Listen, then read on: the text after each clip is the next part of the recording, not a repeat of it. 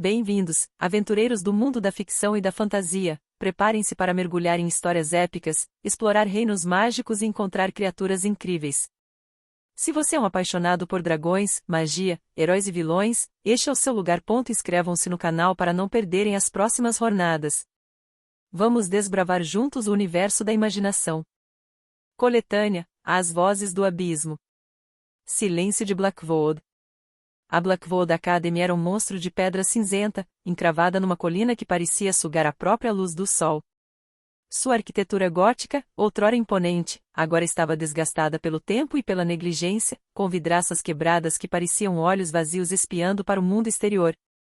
Era uma escola abandonada há décadas, palco de lendas e sussurros, de histórias que se entrelaçavam como teias de aranha nos corredores escuros e úmidos. Sarah, uma aspirante a escritora com uma obsessão por histórias de terror, decidiu passar uma noite na Blackwood Academy.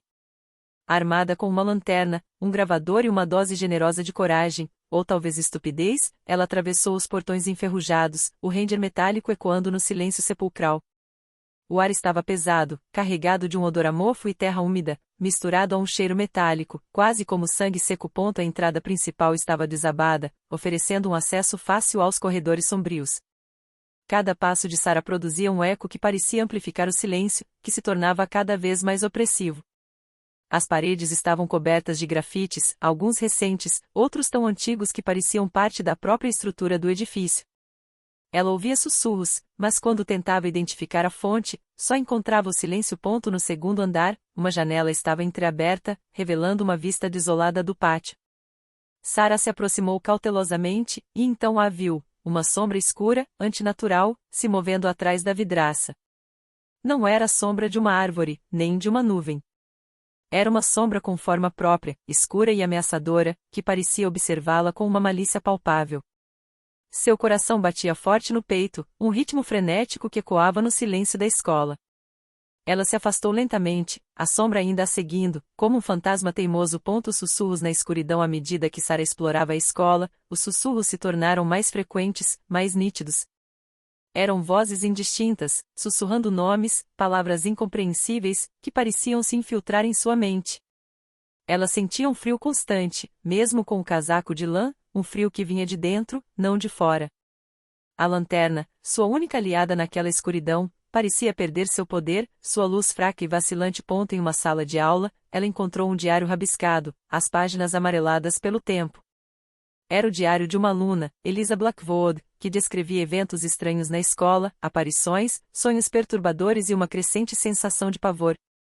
Eliza escrevia sobre um ser maligno que habitava a escola, alimentando-se do medo e da angústia dos alunos.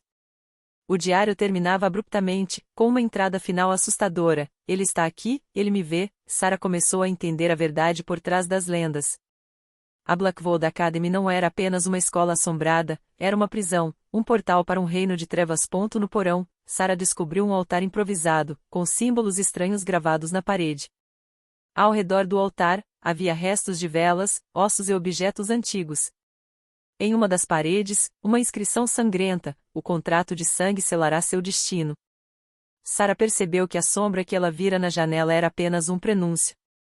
A entidade que habitava a Blackwood Academy estava se manifestando, atraída por seu medo e curiosidade. Ela sentiu uma presença fria, penetrante, que a envolvia como uma névoa. Os sussurros se tornaram gritos, e ela ouviu o som de passos atrás dela, passos pesados e lentos, que se aproximavam cada vez mais. Ela correu, a lanterna quase sem bateria, os passos atrás dela ecoando como um julgamento. Ela tropeçou, caiu, e a lanterna rolou, mergulhando-a na escuridão total. Os gritos se tornaram mais próximos, e ela sentiu uma mão fria e ossuda agarrar seu braço. Sarah acordou no dia seguinte, deitada no gramado em frente à Blackwood Academy. Sua lanterna estava quebrada, seu gravador danificado, o diário de Eliza desaparecido. Ela não se lembrava de nada do que aconteceu depois da queda. Só o silêncio. Um silêncio profundo e perturbador, que parecia ecoar em sua mente, um silêncio que carregava o peso de um segredo terrível. Ela nunca mais voltou à Blackwood Academy. Mas às vezes, à noite, ela ouve os sussurros, os gritos, os passos. E ela sabe, com uma certeza terrível, que o silêncio de Blackwood nunca a deixará em paz. A sombra na janela ainda a observa, esperando o momento certo para retornar. O contrato de sangue não foi quebrado. Ele apenas foi adiado. A sombra de Blackwood Manor. O vento uivava ao redor de Blackwood Manor, chicoteando as árvores retorcidas que o cercavam como dedos ossudos. A mansão, um monstro de pedra escura e ameaçadora, erguia-se contra o céu noturno, silhueta imponente contra a escuridão. Sua arquitetura gótica, um labirinto de torres e janelas pontiagudas, evocava uma sensação de opressão, de segredos guardados a 7 chaves. O detetive Miles Corbin, um homem marcado pela experiência e pelo ceticismo, estacionou seu carro a uma distância respeitosa da mansão. Ele não acreditava em fantasmas, mas as circunstâncias que o levaram até Blackwood Manor eram tão inexplicáveis que mesmo seu pragmatismo estava sendo posto à prova. A família Blackwood, antiga e influente, havia desaparecido misteriosamente. Não havia sinais de luta, nem de arrombamento. Apenas um silêncio sepulcral que pairava sobre a mansão, um silêncio que parecia mais pesado do que qualquer presença física. A polícia local, incapaz de explicar o desaparecimento, havia chamado Corbin, conhecido por sua capacidade de resolver os casos mais intrincados. Corbin entrou na mansão, a pesada porta de madeira rangendo como um protesto. O ar interno estava frio e úmido, carregado de um odor a mofo e poeira, misturado a um cheiro metálico, quase como sangue seco. O silêncio era ensurdecedor, quebrado apenas pelo som de seus próprios passos ecoando nos corredores vazios. Cada cômodo era um cenário de decadência elegante. Móveis antigos cobertos por lençóis de pó, quadros rachados que pareciam observar seus movimentos, livros antigos espalhados pelas mesas, como se a vida tivesse sido interrompida abruptamente. Corbin encontrou um diário, pertencente à matriarca da família, Lady Blackwood. As últimas entradas descreviam eventos estranhos, aparições, sonhos perturbadores e uma crescente sensação de pavor. Lady Blackwood escrevia sobre uma presença maligna na mansão, uma sombra que se alimentava do medo. A investigação de Corbin o levou a descobrir passagens secretas, câmaras escondidas e um porão repleto de objetos antigos e símbolos estranhos. Ele encontrou evidências de rituais antigos, de um culto secreto que parece ter ligação com a família Blackwood. A sombra que Lady Blackwood descrevera não era apenas uma alucinação, era uma entidade real, ligada à história sombria da mansão e do culto. À medida que Corbin se aproximava da verdade, as manifestações sobrenaturais se intensificaram. Objetos se moviam sozinhos, sussurros indistintos ecoavam pelos corredores, e uma sensação de opressão o envolvia como um manto pesado. Ele sentia a presença da sombra, uma energia maligna que o observava, o testava, esperando que ele desistisse. Mas Corbin não era um homem que desistia facilmente. Ele enfrentou seus medos, sua descrença, e confrontou a sombra, revelando sua verdadeira natureza, uma entidade alimentada pelo medo e pela desesperança, aprisionada na mansão por um pacto de sangue feito há séculos. A solução para o mistério não estava na força bruta, mas na compreensão da história, na quebra do pacto, na libertação da entidade. No final, Corbin não apenas resolveu o mistério do desaparecimento da família Blackwood, mas também libertou a mansão de sua maldição. Blackwood Manor, outrora um lugar de terror, tornou-se um lugar de paz, o silêncio sepulcral substituído pelo som do vento, agora suave e reconfortante.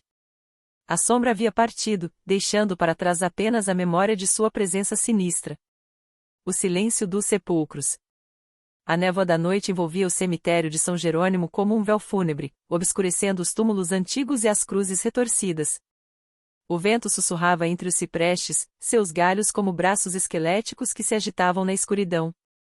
Era um lugar de silêncio, de paz, ou assim parecia. Para aqueles que ousavam se aproximar sob o manto da noite, o silêncio de São Jerônimo era quebrado por sussurros, gemidos e lamentos que ecoavam entre as lápides. Elias, um jovem historiador obcecado por lendas urbanas, decidiu investigar as histórias sobre o cemitério. Dizem que São Jerônimo era mais do que um simples cemitério, era uma porta para o além, um lugar onde almas perdidas vagavam eternamente, presas entre os mundos.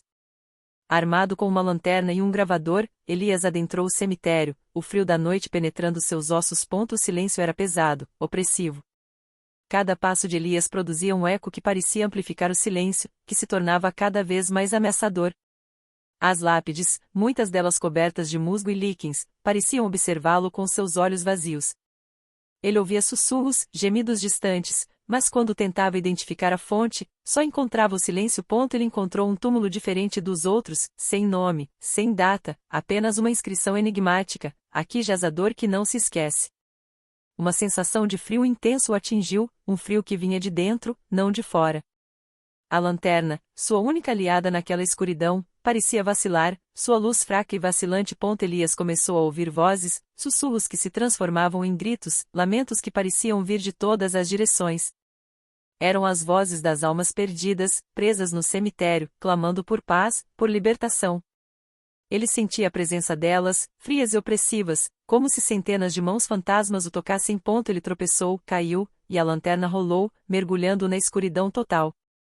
Os gritos se tornaram mais próximos, mais intensos, e ele sentiu um toque gelado em seu pescoço, uma sensação de dedos ossudos que o envolviam. Elias acordou no dia seguinte, deitado no gramado em frente ao cemitério. Sua lanterna estava quebrada, seu gravador danificado. Ele não se lembrava de nada do que aconteceu depois da queda. Só o silêncio. Um silêncio profundo e perturbador, que parecia ecoar em sua mente, um silêncio que carregava o peso de um segredo terrível. Ele nunca mais voltou ao cemitério de São Jerônimo. Mas às vezes, à noite, ele ouve os sussurros, os gritos, os lamentos. E ele sabe, com uma certeza terrível, que o silêncio dos sepulcros nunca o deixará em paz. As almas perdidas ainda o observam, esperando o momento certo para retornar. A dor que não se esquece ainda o assombra. A maldição de Blackwood. 5 amigos, unidos pela paixão por mistérios sobrenaturais, decidiram investigar um vídeo que havia surgido na internet, uma gravação amadora, tremida e mal iluminada, que mostrava um grupo de estudantes desaparecendo misteriosamente dentro de uma antiga mansão abandonada, conhecida como Blackwood. O vídeo, curto e perturbador, terminava com um grito ensurdecedor e um flash de uma figura sombria. O grupo, formado por Liam, o líder cético, e Maya, a especialista em tecnologia, e Chloe, a historiadora, Noah, o investigador paranormal, e Sam, o cineasta, planejou uma expedição à mansão. Liam, apesar de seu ceticismo, estava intrigado com o mistério. Maya analisou o vídeo quadro a quadro, procurando por pistas. Chloe pesquisou a história da mansão, encontrando relatos de eventos sobrenaturais e desaparecimentos inexplicáveis. Noah preparou equipamentos para detectar atividades paranormais, e Sam documentaria tudo, filmando a investigação. Ao chegarem a Blackwood, a atmosfera era opressiva. A mansão, um monstro de pedra escura e ameaçadora, parecia emanar uma energia sinistra. O grupo entrou cautelosamente, apesar da porta de madeira rangendo como um protesto. O silêncio era ensurdecedor, quebrado apenas pelo som de seus passos ecoando nos corredores vazios. A investigação começou. Maya descobriu que o vídeo havia sido gravado com uma câmera antiga, e que alguns frames continham anomalias inexplicáveis, sombras que não correspondiam a nenhuma pessoa presente, objetos que se moviam sozinhos, e distorções na imagem. Chloe descobriu que a mansão havia sido palco de rituais satânicos no passado, e que um antigo pacto havia sido selado em suas paredes. Noah detectou picos de atividade paranormal em certos cômodos, quedas bruscas de temperatura, ruídos inexplicáveis, e uma sensação de opressão que envolvia o grupo como um manto pesado. Sam, enquanto filmava, registrou imagens perturbadoras, sombras se movendo nos cantos da tela, rostos distorcidos aparecendo brevemente, e sussurros inaudíveis que só podiam ser ouvidos na pós-produção. À medida que a investigação avançava, os eventos sobrenaturais se intensificaram. Objetos se moviam sozinhos, sussurros indistintos ecoavam pelos corredores, e uma sensação de pavor constante envolvia o grupo. Eles sentiram a presença de algo maligno, algo que os observava, os testava, esperando o momento certo para atacar. Em um momento crucial da investigação, Liam, o cético, foi separado do grupo. Ele encontrou uma câmara escondida, onde descobriu um antigo livro contendo o ritual satânico. Enquanto lia o livro, ele sentiu uma presença fria e opressora, e então ouviu um grito ensurdecedor, o mesmo grito do vídeo original. Quando os amigos o encontraram, Liam estava inconsciente, com um olhar de puro terror em seu rosto. O grupo, traumatizado pela experiência, decidiu abandonar a mansão. Eles conseguiram escapar, mas a maldição de Blackwood continuou a assombrá-los. O vídeo, agora com novas imagens perturbadoras, se tornou uma prova da terrível experiência que viveram, uma lembrança constante da entidade maligna que habita a mansão. A investigação não havia terminado, apenas começara. E assim, nossa jornada de hoje chega ao fim. Mas não se esqueçam, a aventura continua. Até a próxima, e que a magia esteja com vocês.